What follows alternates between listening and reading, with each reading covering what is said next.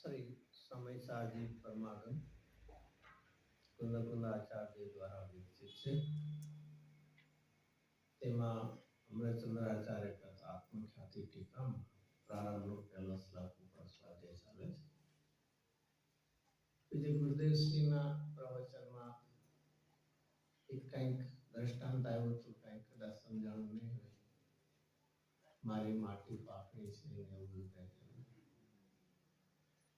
કે કોની વાત હતી. ખીલીને શું કહેવાય, નલકીને પેલા એ લોખંડની હોય અને પાણીમાં હોય તો કેવું થઈ જાય છે, રસ્ટેડ થઈ જાય છે.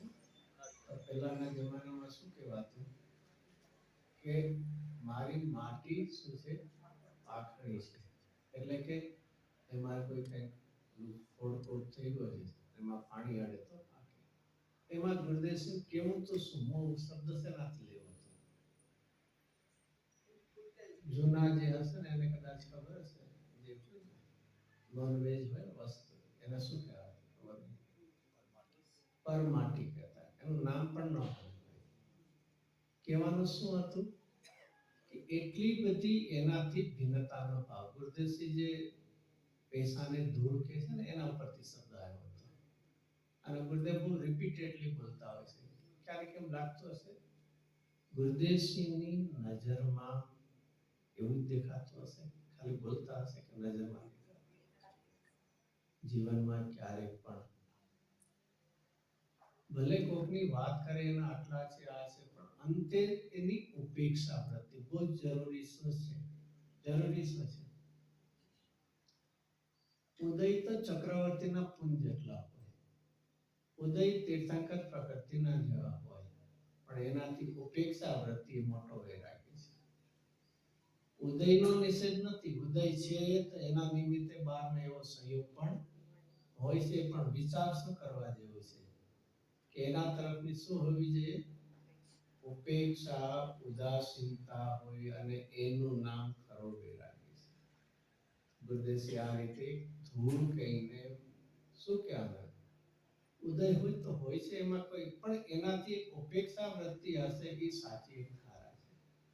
તો એ રીતે કહેતા કે શરીરને પણ માટી કહેતા હતા, તો ઓલી તો વસ્તુ તો બહારના છે, પૈસા આદિ, તો એ તો ધૂળ છે. એમાં આશ્ચર્ય શું છે.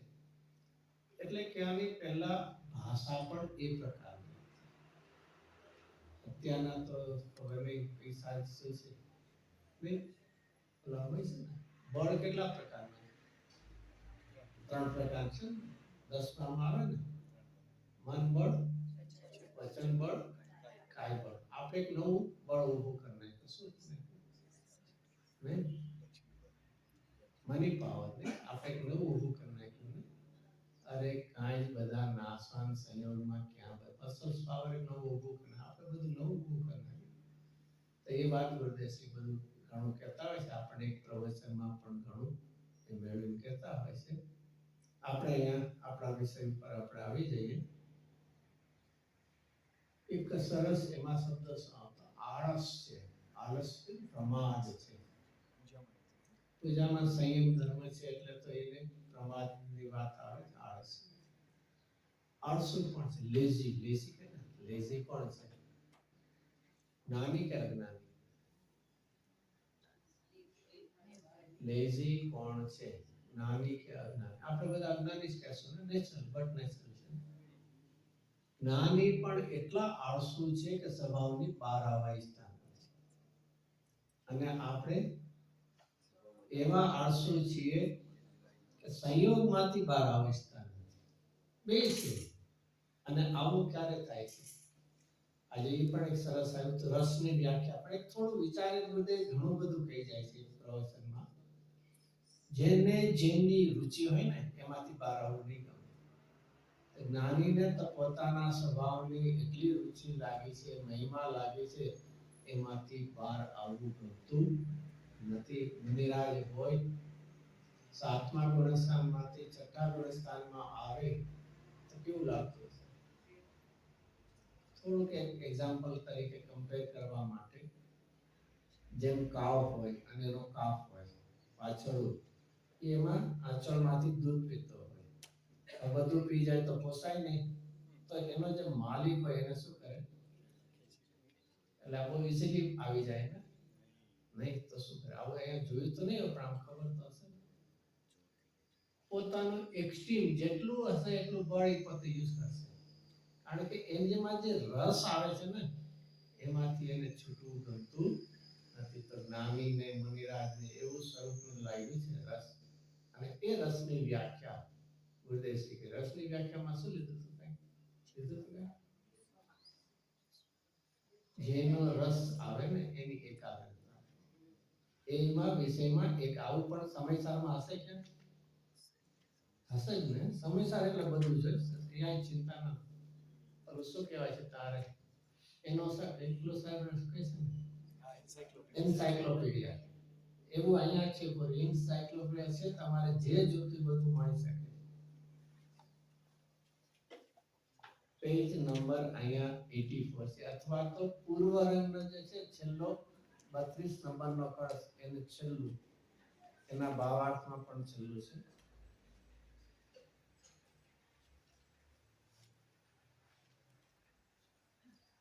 એમાં રસની વ્યાખ્યા કરી છે.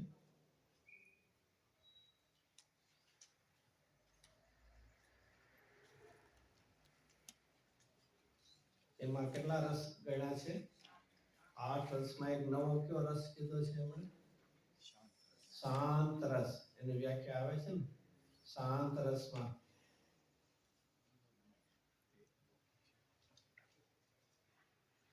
એની વ્યાખ્યા છે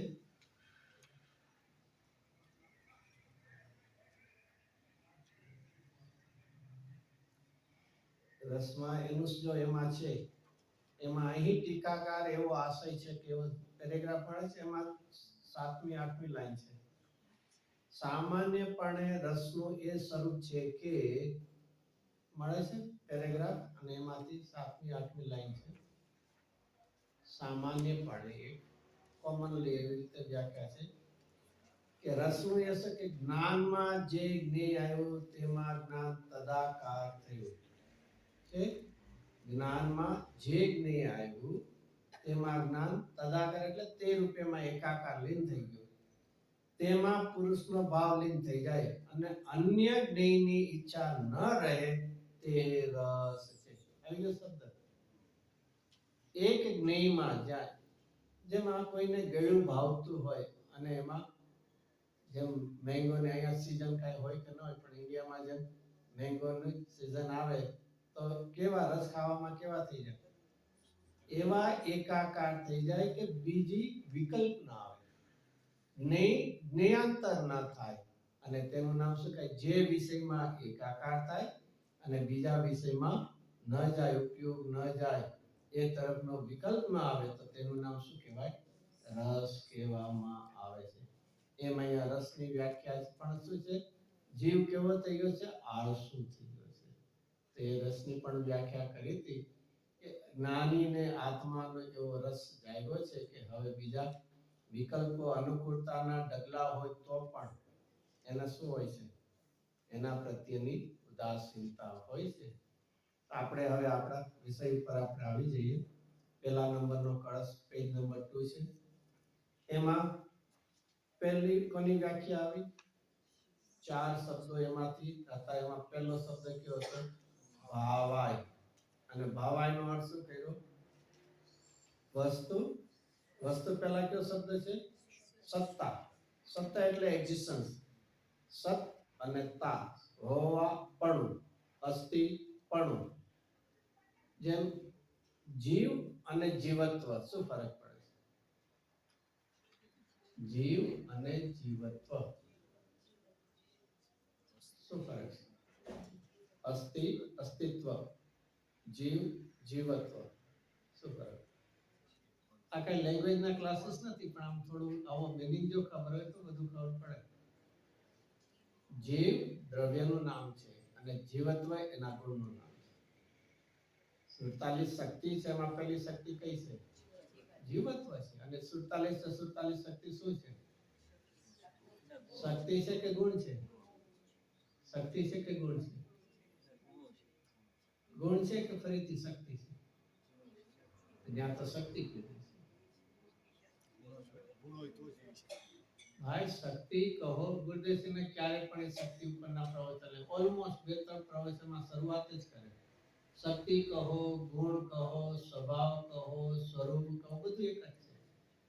અને એના માટે કોઈ બીજું હજી લોજિક જોતું હોય તો 6 સામાન્ય ગુણ છે ને, એટલું તો આવડતું હશે ને, યાદ હશે ને. એની કોઈ પણ ડેફિનેશન કયા શબ્દોથી સ્ટાર્ટ થાય? જે શક્તિના કારણે. પછી આગળ જાજો અને લાસ્ટ કયા શબ્દ આવશે? એટલું તો આવડી ગયું. તેને ગુણ કહે છે. જો સ્ટાર્ટ એનાથી થયું, જે શક્તિના કારણે, અને એન્ડ શેનો આવ્યો? તેને ગુણ. તેનો અર્થ શું થયો? જે શક્તિ છે તેને ગુણ કહે. આ બધા જ ખુલાસા છે, પણ હવે થોડું શું કરવું પડશે? નહીં, માઇન્ડ એપ્લાય કરવું પડશે. અંદરના ઊંડાણમાં થોડીક વિચારણા બાકી. ક્યારે પણ નાસ્તિરૂપ વિચાર ના કરવો. આચાર્યદેવ આપણને સમજાઈ શકે છે, પ્રાપ્ત કરી શકે છે, ત્યારે આ શાસ્ત્ર રચા કે ના હું તો શાસ્ત્ર રચું છું, તમને કઈ નહીં ખબર પડે એમ કરી. શાસ્ત્રની રચના એમને વિશ્વાસ છે કે આ શાસ્ત્રના નિમિત્તે જીવો તત્વને સમજી શકશે ને પામી શકશે. એટલે ક્યારે પણ નકારાત્મક નિષેધાત્મક ક્યારે વિચારણા ના કરી. તો પહેલો શબ્દ ભાવાય. ભાવાય એટલે કે વસ્તુ, અને જે કોઈ વસ્તુ એ કેવી હોય? સત્તા. ઉત્પાદ વય ધ્રુવ રૂપ સત્તા છે. અને સત્તા વસ્તુ રૂપ કેવી હશે? મૂળભૂત કે શુદ્ધ હશે. પર્યાયમાં અશુદ્ધ હોતા હોઈ શકે, અને ઈ પણ અશુદ્ધતા, પર્યાયની અશુદ્ધતા પણ 6 માંથી કોને લાગુ? બે દ્રવ્યને, જીવ અને ઉદ્ગલ. બાકીના 5 તો શુદ્ધ છે, પર્યાયમાં પણ શુદ્ધ છે, અનાદિ અનંત શુદ્ધ છે. કેમ હશે એવું? કેમ એવું હશે? એ કોઈનું સંગ જ નથી કરતા. જીવ ઉદ્ગલની જેમ ગતિ નથી કરતા, અને ઉદ્ગલની જેમ એનામાં સ્પર્શ નથી કે એનો સ્કંદ બને, અને જીવની જેમ ઈચ્છા નથી કે બીજાના સંગમાં જાય. ચારે કહેવાય છે ફરીથી શુદ્ધતા માટે કંઈક એકબીજા સાથે મળવા, ગતિ તો કરવું પડે, એ પણ નથી. અને એનો સ્કંદ બનવા માટે, ચિકાસ માટે, ચિકાસ તો જોશે ને, તો એ શેનામાં હોય છે? સ્પર્શ ગુણમાં હોય છે. અને બીજી ઈચ્છા કરીને, મમતા કરીને, એ પણ નથી. તો ખાલી જીવ અને પુત્ર. પણ સ્વભાવથી જો જોઈએ, વસ્તુના મૂળભૂત અસ્તિત્વથી જોઈએ, તો કેવા હોય છે? શુદ્ધ જ હોય છે. એ હવે એની વાત આપણે પૂરી થઈ. બીજો બોલ કયો આવે છે? વળી તે કેવો છે? કોની આ વાત ચાલે છે? કોની વાત ચાલે છે? આમાં શબ્દ હોય, આમાં શબ્દ હોય. જેને નમસ્કાર કર્યા છે એવા સમય સાની વ્યાખ્યા છે. કેવો છે એટલે જેની વ્યાખ્યા ચાલે છે. જે આપણે છીએ, પણ અહીંયા મૂળ જેની એને ફોલો. અને આ એક પણ પદ્ધતિ છે, જેની વાત કોઈનો આવે પણ એની સાથે સ્વરૂપ દેખાડે. કારણ કે સ્વરૂપને સમજ્યા વગર યથાર્થપણે એનું મહિમા આવતું નથી. કૃપાળુ દેવ આત્મસિદ્ધિમાં એટલે શરૂઆત શેનાથી કરી છે? પહેલી જ કરી આત્મસિદ્ધિ. જે સ્વરૂપ સમજાય. આવી જ વાત ટોડરમલજી મોક્ષમાર્ગ પ્રકાશકના પહેલા અધિકારમાં ક્યાંથી શરૂઆત કરી? શેનાથી? હવે થોડું ઘણું કોર્સમાં આવ્યું હશે ને મોક્ષમાર્ગ પ્રકાશક તો આવે છે ને. તો એવું બધું બહુ પ્રિલિમિનરી માટે હોય ને, આમાં સીધું સીધામાં ચમકાર. એમાં નમસ્કાર મંત્રથી પ્રારંભ કર્યો છે. અને નમસ્કાર મંત્રમાં પણ કીધું આ સંસ્કૃતમાં નથી. સંસ્કૃતમાં હોય તો નમ અરભ્ય આવે. આ પ્રાકૃત ભાષાનો છે. પછી બહુ સરસ લીધું કે આ રીતે નમસ્કાર કરીને પછી ટોડરમલજી લખે છે, એમને યથાર્થ નમસ્કાર ક્યારે થશે? કે સ્વરૂપને જાણશું તો સાચી રીતે નમસ્કાર. તો પછી એમણે પંચપરમેશ્વરનું સ્વરૂપ અલગ અલગ રીતે લખ્યું છે. એવી રીતે અહીંયા કોને નમસ્કાર કર્યા છે? ફરીથી કોને? સમય સાથ. પછી એને શુદ્ધાત્મા કહ્યું. પણ હવે એનો એક પહેલા બોલતી કે એ કેવું છે? અસ્થિ રૂપ એક પદાર્થ. હવે બીજો તે કેવો છે? એના માટે કયો બીજો શબ્દ છે? ચિત સ્વભાવ. ચિત્ત. ચિત્ત એટલે ચૈતન્ય થાય, અને ચૈતન્યના બે ભેદ છે, દર્શન અને જ્ઞાન. અને એમાં પણ મુખ્ય કોણ હોય છે? જ્ઞાન. આગળ બધે બહુ જ ખુલાસા છે બધા. ચેતનાના બે પ્રકાર, દર્શન ચેતના અને જ્ઞાન. એવા કેમ હશે? ચેતનાના બે ભેદ કેમ હશે? બહુ સરસ એવો પ્રશ્ન ઉઠાવ્યો છે. આ બધા અન્ય મતોમાં પણ ચેતના પણ માને, પણ એના દર્શનના ભેદ ન માને. અહીંયા એ માટે બે ભેદ, એવું કેમ હશે? ચેતના એટલે શું? પ્રતિભાસ. આમાં જ જોવું છે. આમાં હંમેશા આમાં જોશું એટલે બધું જરા વધારે કોન્ફિડન્સ આવશે. હવે ક્યાં હશે તો ગોતવું પડશે. થોડા પાના ફેરવશો તો મળી જશે ને. પેજ નંબર 439 છે. આમાં ગાથા છે 298 અને 99.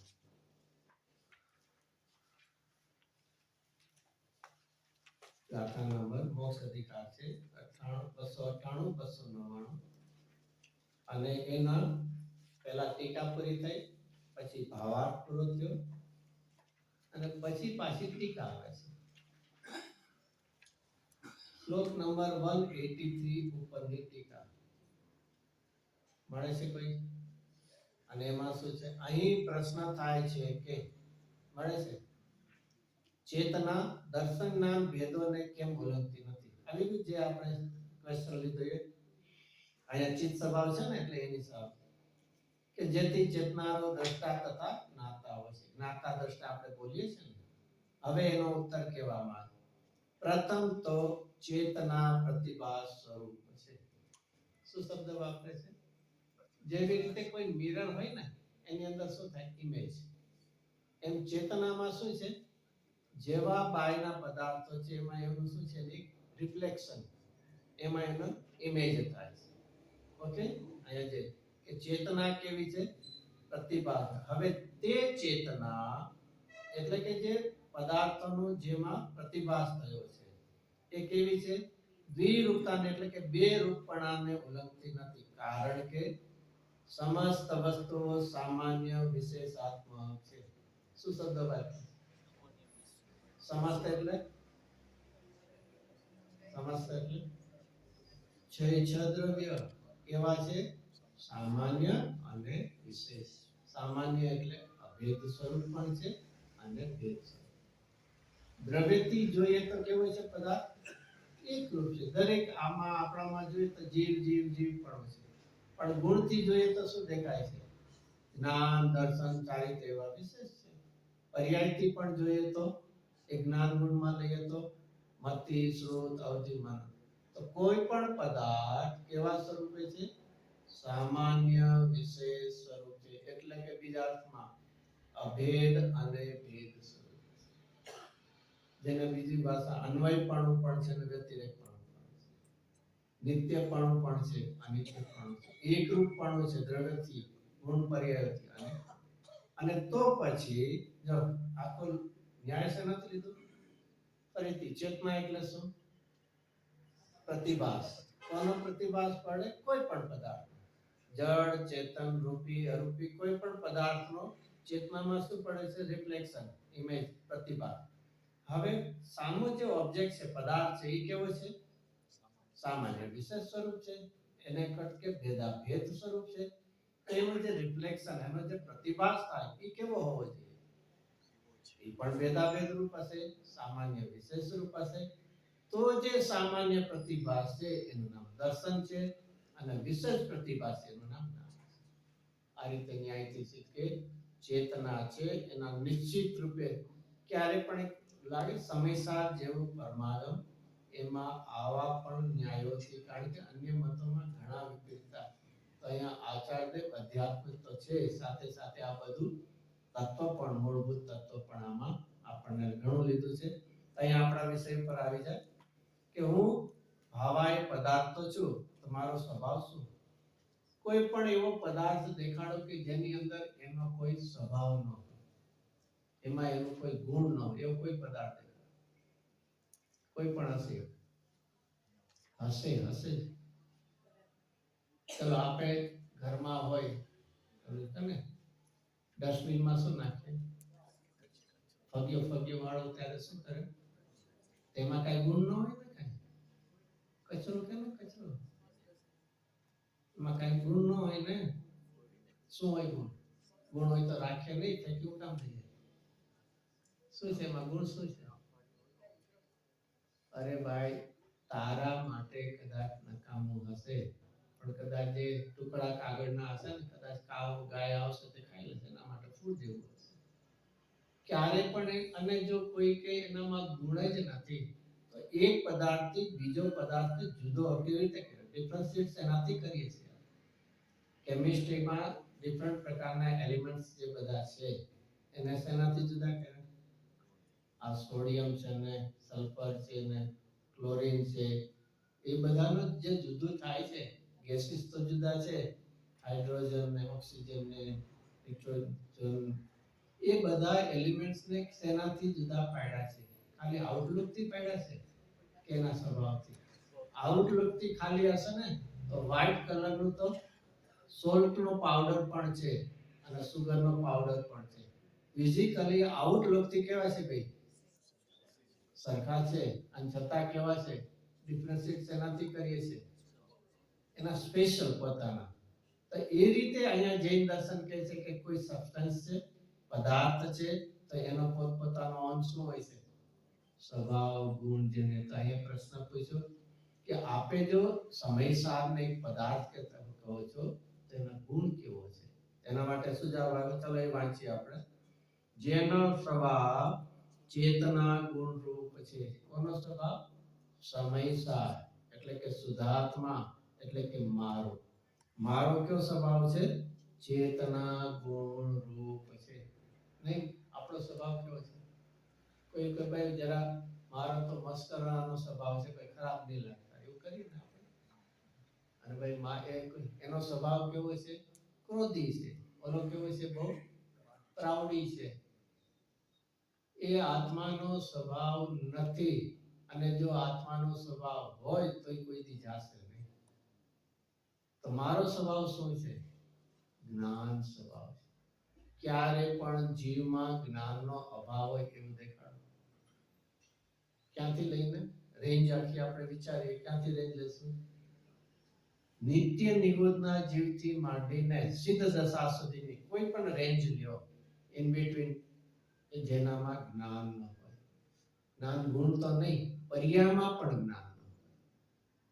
અરે ગુણ છે તો એની પર્યાય તો હાઈ લો ઇન્ટેન્સિટી બધા ઓછું વધારે હોઈ શકે છે, પણ મૂળભૂત મારો સ્વભાવ શું છે, જ્ઞાન છે. કે ના, મારો સ્વભાવ કઈ, હું હોશિયાર છું, મારું બધું બુદ્ધિશાળી છું, એવું બધું છે. એક પણ વાત, જો ખાલી એક વાત કઈ સ્વીકારશો, મારો સ્વભાવ જ્ઞાન છે, એનાથી આપણા જીવનની અંદર બેનિફિટ શું આવશે, જો મારો સ્વભાવ જ્ઞાન છે તો મારું કામ શું હોય, રાગ દ્વેષ કરવાનું કે જાણવાનું, અને જાણવામાં ઇષ્ટ અનિષ્ટ હોય, સારું ખરાબ હોય. જો એવું હોય તો અરીસાની સામે કાદવ મૂકો, અરીસો પોતે ગંદો થઈ જવો જોઈએ, અરીસાની સામે તમે હીરો મૂકો તો વધારે બ્રાઇટ થવો, એ એને શું કહેવાય, ઇન્ડિફરન્ટ છે. એની કારણ કે એનો સ્વભાવ શું છે, રિફ્લેક્ટ, જ્યાં જાણવું એટલે રિફ્લેક્ટ કરવા, એ મારો સ્વભાવ શું છે, કમ સે કમ ક્યારે પણ જ્યારે આમ નાઈ ધોઈને તૈયાર થવા, ક્યારે કમ સે કમ પ્લેન મિરરની સામે તો ઊભા છીએ દરરોજ, ત્યાં કોઈ લેન્સ નથી લગાડતા, તો શું એ શું દેખાય, ત્યારે ક્યારે વિચાર આવે છે કે હું જેવો છું એમાં રિફ્લેક્ટ એવો જ થાય છે ને, કે નાનો મોટો થાય છે. તો બસ હર સમયે હું કોણ છું, હું જ્ઞાન અરીસો છું, અને આ જગત નહીઓ છે, મારું કામ શું છે, રિફ્લેક્ટ થાય એટલું છે બસ. એનાથી આગળ સારું ખરાબ, ઇષ્ટ અનિષ્ટ, એ મોહે ઉત્પન્ન કરેલા એ જ્ઞાનનો ભાવ નથી. આ રીતે પણ આપણને કમ સે કમ એક વિચારધારામાં પણ જો હશે તો રાગ દ્વેષની મર્યાદા, લિમિટેશન, જેને સંયમ કહીએ, એ થયા વગર રહેશે નહીં. અને આ ધારાથી આપણે જીવનમાં જેટલું આગળ વધશું, મારું જ્ઞાતા શું. કોઈને એમ થાય, 3 શબ્દો લઈએ, હે, ઉપાધિ અને જ્ઞેય. જો જગતમાં પદાર્થ કોઈ સારા હોય તેનું નામ શું પડશે? ઉપાધિ પડે. એ જો ખરાબ એને કલ્પના કરશું તેનું નામ શું પડશે? હે. પણ એનું નામ શું છે? જ્ઞેય છે. તો એનો અર્થ શું થયો? મારામાં જ્ઞાન છે, એ જ્ઞેય છે. એમાં કોઈ ઈષ્ટ અનિષ્ટ પણ માનવા જેવું નથી. તો ફરીથી, જેનો સ્વભાવ, એટલે કે અહીંયા સમયસાર, એટલે કે મારો સ્વભાવ કેવો છે? ચેતના ગુણરૂપ છે. આ વિશેષણથી હવે અન્યમાં જે માને છે ને, ગુણ ગુણીનો આગળ શું શબ્દ છે? એની જગ્યાએ કથનચિત ભેદ માનીએ તો, કથનચિત શબ્દ વાંચીએ તો કોઈ દોષ આવે?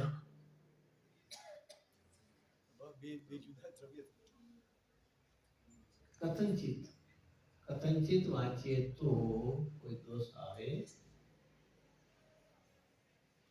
સરળતા લખ્યું છે, પણ આપણે કદાચ કથનચિત વાંચીએ નહીં. ચલો, આ બધા આગ્રહ શબ્દો ને. અરે, કથનચિત તો સારું છે, સરળતા માની ખોટું છે. ગુણ અને ગુણી એને ટોટલી જો બેને તમે ડિવિઝન કરી નાખો, સેપરેટ કરી નાખો, તો એક ગુણ છે એ પોતે શું થઈ જશે? નવો પદાર્થ થઈ જશે. એના માટે પણ બધા શાસ્ત્રોમાં તો આપ્યા છે. કલ્પના કરો, આત્મા અને આત્માનો ગુણ બેનો, જેને કહે ને ક્ષેત્ર, એરિયા, નાનો છે કે મોટો છે? શબ્દો તો ક્વેશ્ચન તો સમજાય છે ને, ક્વેશ્ચન અઘરા નથી ને. કોણ લીધા? બે, દ્રવ્ય અને ગુણ. આત્મા દ્રવ્ય અને જ્ઞાન ગુણ. બેનું ક્ષેત્ર એટલે એરિયા કેવું છે? નાનું મોટું છે? ઓછું વધારે છે? સરખું જ છે? સરખું જ છે? એક છે કે સરખું છે? એક જ છે કે સરખું છે? આટલું બધું જવાબ આપું છું, ઓપ્શન બહુ ઓછા છે. ખાલી એક છે તો છે ને, માની લો આત્મા 5 ફીટનો છે અને જ્ઞાન 3 ફીટનો હોય તો એક થશે.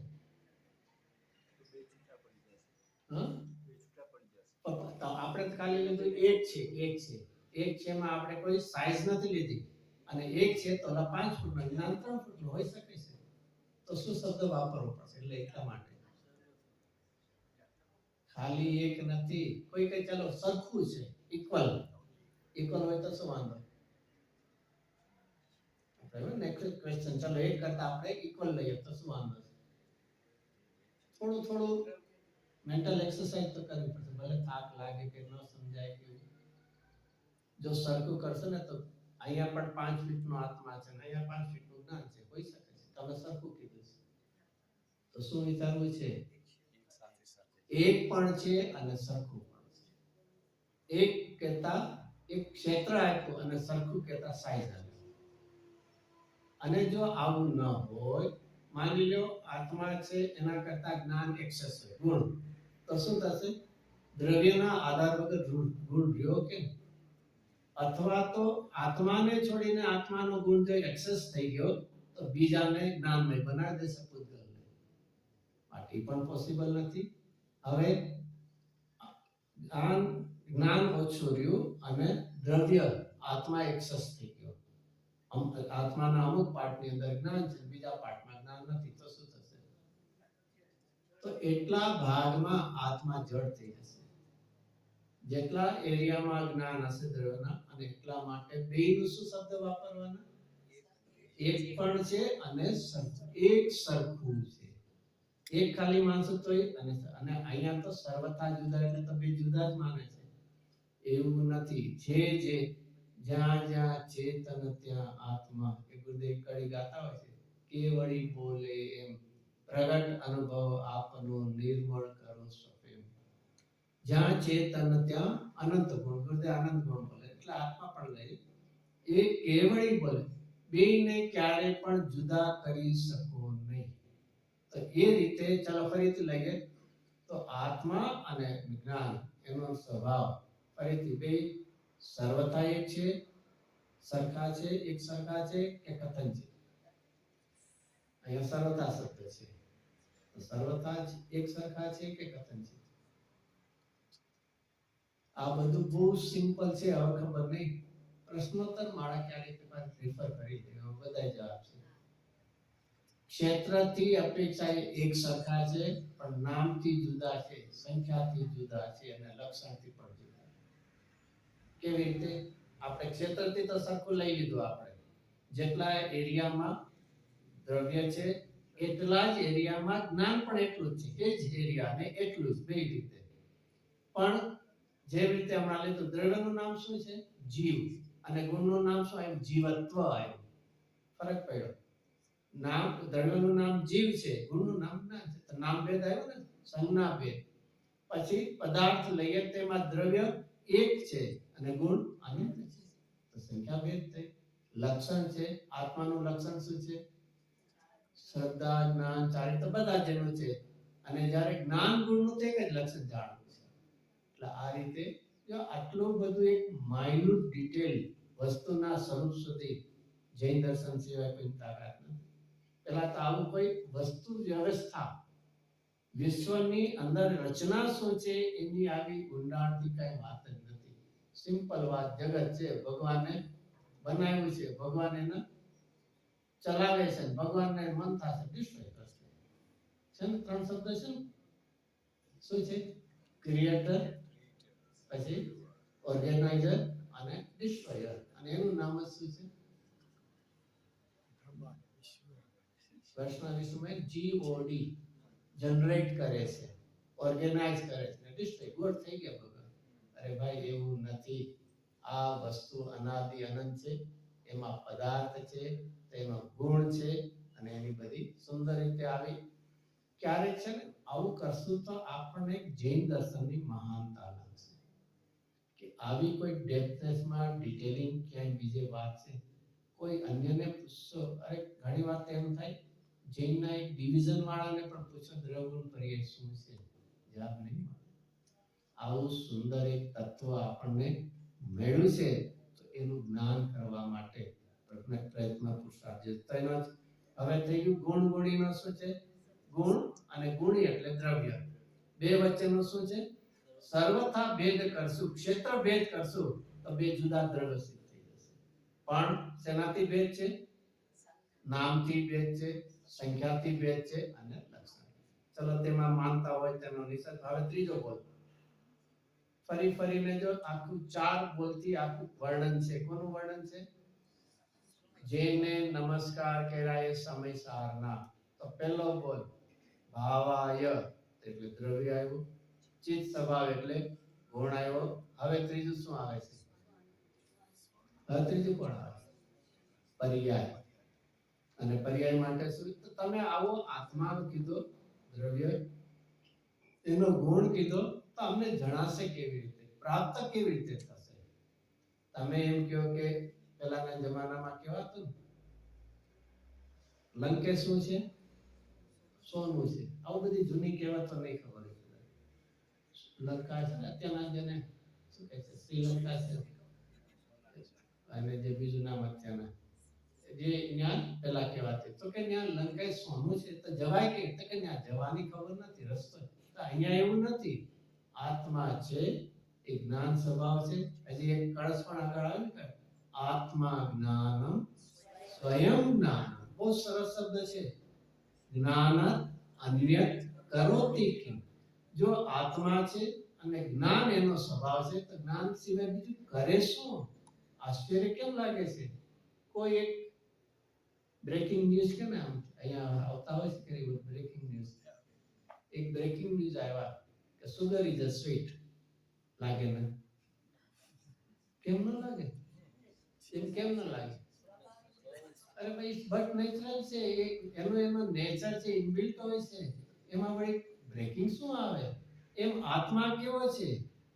જ્ઞાન, સ્વયં જ્ઞાન, એમાં એડ કરેલું નથી, એમાં કઈ એડ કરવાનું નથી, સ્વયં જ્ઞાન છે. તો પછી જ્ઞાન સિવાય કરે શું?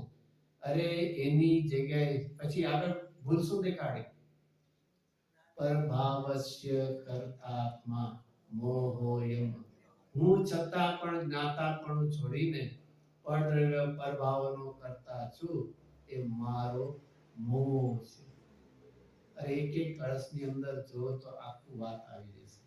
તો અહીંયા આવે કે આત્માની પ્રાપ્તિ કેવી થશે? આત્મા જ્ઞાનમય ત્યાં સુધી નક્કી કર્યું. હવે વળી તે કેવો છે? પ્રાપ્તિ માટેનો છે, જેનો જે પોતાથી જ અનુભવન રૂપ ક્રિયાથી પ્રકાશે છે. જો એમાં શબ્દ શું આવ્યો? સ્વાનુભૂત્ય એટલે સ્વાનુભૂતિ, અને ચકાસ્તે એટલે પ્રકાશ. પદાર્થ અને પદાર્થનો ગુણ અને એની પ્રાપ્તિ, એનો અનુભવ કેવી રીતે થાય છે? પોતાની. શબ્દ ક્યાંથી આવ્યો? પોતાની. એ શબ્દ શેનાથી આવ્યો? સંસ્કૃતમાં કયો શબ્દ છે? સ્વ. સ્વની અનુભૂતિ. ગુરુ અનુભૂતિ કરીને શિષ્યને થઈ જશે એવું નથી. છે ને? નામ એટલા માટે શું આપ્યું છે? સ્વાનુભૂત્ય. પોતાની. પછી શબ્દ શું છે? જ જ જ જ. પોતાની જ જ. જ એટલે શું? બીજા કે ખબર? જ એટલે શું? બીજું ની 100%ની વાત. પણ એટલે કે હજી બીજું ઓપ્શન હોય, પણ જ એટલે 100%ની વાત. સાકર ગળી જ છે. એમ અહીંયા જ એટલે 100%નું, કે પોતાની જ. અને હવે અનુભૂતિ છે ને, અનુભવ એના માટે સ્વાનુભૂતિ. સ્વ એટલે પોતાની, અને અનુભૂતિ માટે અનુભવન રૂપ ક્રિયાથી, અને ચકાસ્તે એટલે પ્રકાશ. એટલે કે આવો સમયસાર શુદ્ધાત્મા એને પ્રાપ્ત થાય છે, અનુભવમાં, વેદનમાં આવે છે. ફરીથી શું શબ્દ છે? કોણે આવો પુરુષાર્થ કરવાનો છે? મહેનત કોને કરવાનો છે? પોતાની જ, બીજાની નહીં. તારે ગળ્યું ખાવું છે તો તારે જ મોઢામાં શક્કર મૂકવી પડશે. કોઈ બીજા મૂકી દે ને ટેસ્ટ આવી જાય કે ના આવે? આવું ન થાય. એકવાર ટ્રાય કરવી છે, ટ્રાય કરવી છે. એવું બહારમાં કેમ ક્વેશ્ચનિંગ ન થતું? ડાઉટિંગ કેમ ન થતું બહારમાં? બહારમાં એટલા પરિચયમાં રહ્યા છે ને કે ક્યારેક કલ્પનામાં પણ, સપનામાં, ડ્રીમમાં પણ આવો વિચાર નથી આવતો. તો જેટલા પૂજ્યના પરિચય થયા છે ને, એનાથી અનંત ગણો પુરુષાર્થ કરીને આત્માના પરિચય. કારણ કે અનંત ભવનો દોષ એક ભૂમાં ટાળો. અનંત ભવની ભૂલ ટાળવા માટે કેટલા ભવ જોઈએ છે? ના ના, એક થોડા ઘણા તો જોશે ને, અસંખ્ય તો જોશે. ચલો અનંત તો નહીં પણ. તો જો આટલું એક અનંત કાળનું, ભૂતકાળના અનંત કાળનું દોષ ભૂલ એક ભવમાં ટાળવું છે, તો એફર્ટ્સ, પ્રયત્ન પણ એટલો જ કરવો પડશે. તેના માટે અહીં આટલો એક વિશ્વાસ છે કે હું મને પ્રાપ્ત ન થાવ એવું કેમ સંભવ છે? તો પોતાની અનુભવથી રૂપ, અનુભવન રૂપ. અને જો અહીંયા જયચંદજી એક સરસ શબ્દ વાપર્યો, કયો હજી આગળ રાખ્યો? પોતાની એટલે સ્વ આવ્યું, અનુભૂતિ માટે અનુભવન રૂપ, અને ક્રિયા શબ્દ એડ કર્યો છે ને. ક્રિયા શબ્દ શા માટે એડ કર્યો છે? જગતની અંદર ક્રિયાનો બહુ શબ્દ પ્રયોગ થઈ જાય છે. આપણે પૈસા કમાવા માટે શું કરવું પડે? કરવું તો પડે કે ને? દુકાને જવું પડે, બોલવું પડે છે, એ બધી ક્રિયા કરવી પડે છે કે નહીં? એમને કોઈ ઘર બેઠા પૈસા નથી આપી જતું ને. પૈસા કમાવા માટે ક્રિયા, કાર્ય, પુરુષાર્થ, મહેનત, એફર્ટ્સ કરવી પડે છે કે નથી કરવી પડતી? પડતી નથી. કરીએ છીએ અમે, અને ત્યારે તો સક્સેસ થયા છે, ભેગા થયા છે ને. નહીં.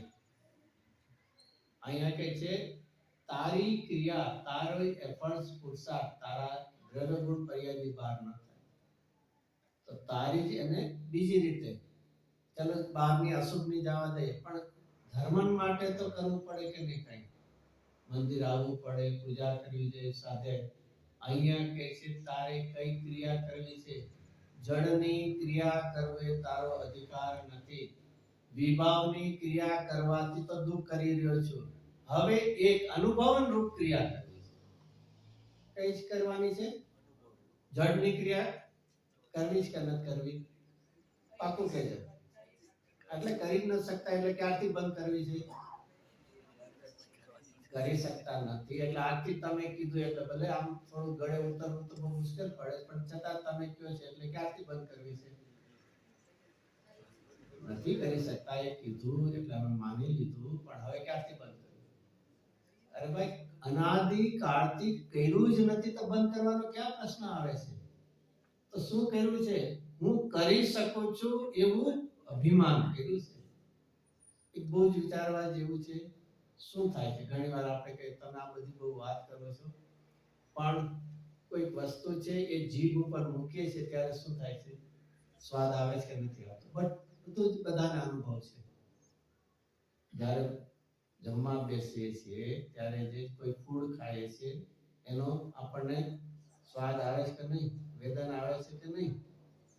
ત્યારે તો કહીએ છીએ આ રસોઈ સારી છે ખરાબ છે બધું કહીએ છીએ. ત્યારે બહુ જ વિચારવા જેવું છે. શું છે? જો એક ઓપ્શન લઈએ, મને એનું રસનું વેદન થતું હોય તો રસ તો કેવો હોય? 5 પ્રકારના રસ છે ને. આપણે થોડા વિચાર ખાટો, મીઠો, કડવો, તુરો જે બધા છે તો માની લો આપણે કઈ લીંબુ ખાધું તો એનો કેવો સ્વાદ આવે? ખાટો. ખાટો સ્વાદ આવે તો તે વખતે જો તે ખાટો સ્વાદ લીધો હોય તો આત્મા ખાટો થઈ જશે.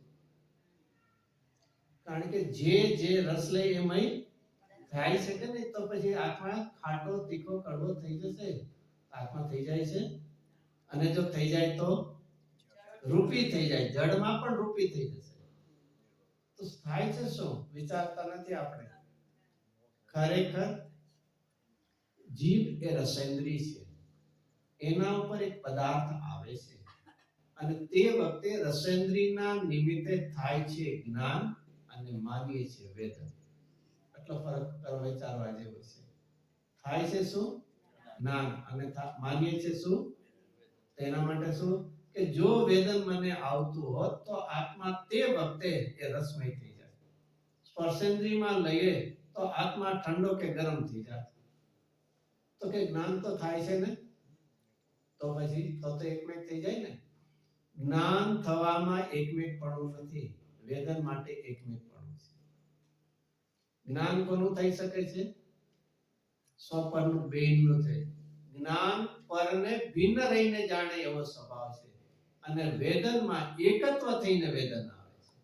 ક્યારેય વેદન ભિન્નત્વ રહીને નહીં આવે. બે જુદી વાત છે. તો ફરીથી શું જતું આવ્યું બેમાં? જ્ઞાન કોનું હોય? સ્વપરનું હોય અને વેદન કોનું હોય? પોતાની પર્યાય. વેદન કોનું હોય? માત્ર કોનું હોય છે? પોતાના વ્યક્ત ભાવ એટલે કે પર્યાયનું. અને જ્ઞાન કોનું હોય છે? સ્વપરનું. કારણ કે જ્ઞાનનું કામ ભિન્ન રહીને જાણવું અને વેદનમાં એ તન્મય થઈને જાણવું. એવું બધું ક્યાં છે? આવું બધું વિચારવા જઈએ તો હા મજા ના આવે. કારણ કે વી આર એન્જોય કરવા માટે છે. અરે એકવાર ભેદ જ્ઞાનની મજા જોઈ લેજે. ક્યારે પણ રાગ દ્વેષની આકુરતાથી બચી જાય છે. ઈષ્ટ અનિષ્ટની કલ્પનાની આકુરતાથી બચી જાય. કમસે કમ અનુભવપૂર્વકની અહીંયા જે લઈ છે ને એવી વેદનાની વિચારણાને પણ આપણી ભૂમિકામાં પણ એવું એક વિચાર કે હર સમયે મને થાય છે શું? પડદ્રવ્યનું વેદન છે, પડદ્રવ્યનું જ્ઞાન છે. બસ કોઈ પણ ઇન્દ્રિયથી લઈ લેવાનું. કર્ણેન્દ્રિય પણ વિચારી લેવું.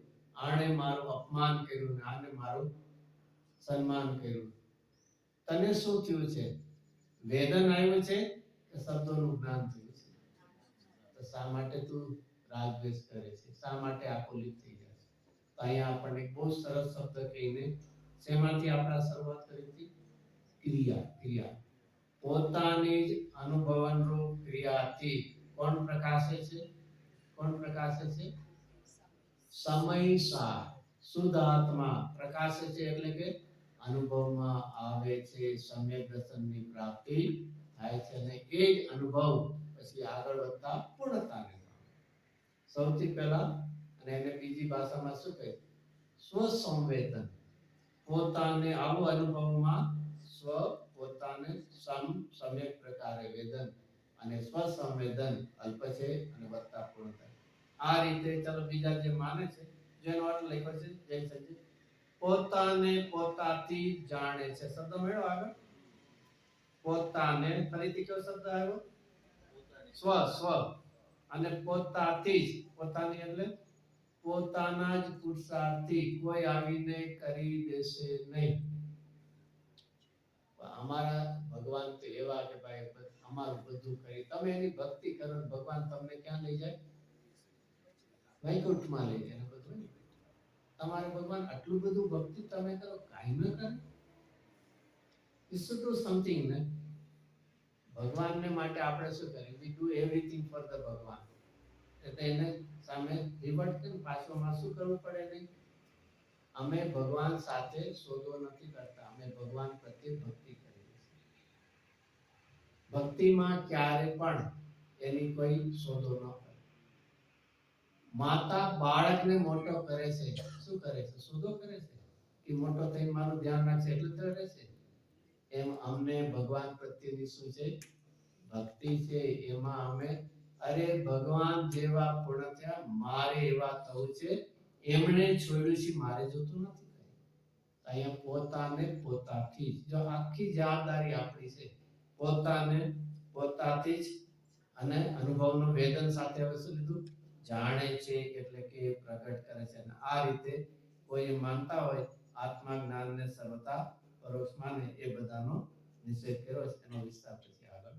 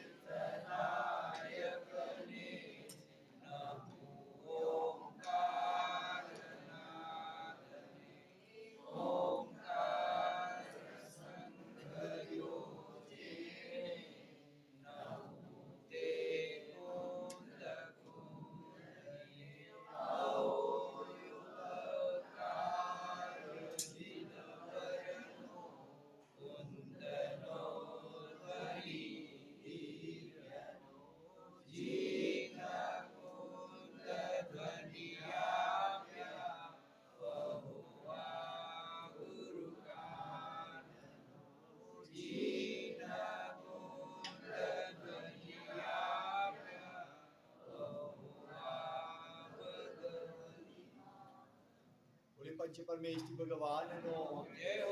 वृषभादि 24 तीर्थंकर भगवान नो जय हो। नित्य बोधक समयसार आदि जिनवाणी मात नो जय हो। महामुनीश्वर कुंद कुंदाचार्य देव नो जय हो। अध्यात्म युग श्रेष्ठा परम उपकारी कहान गुरु देव नो जय हो। प्रशमूर्ति भगवती मात नो जय हो। आजना महामंगलकारी उत्तम संयम धर्म दीन नो जय हो। श्री सनातन परम वितरागी दिगंबर जैन धर्म जय हो।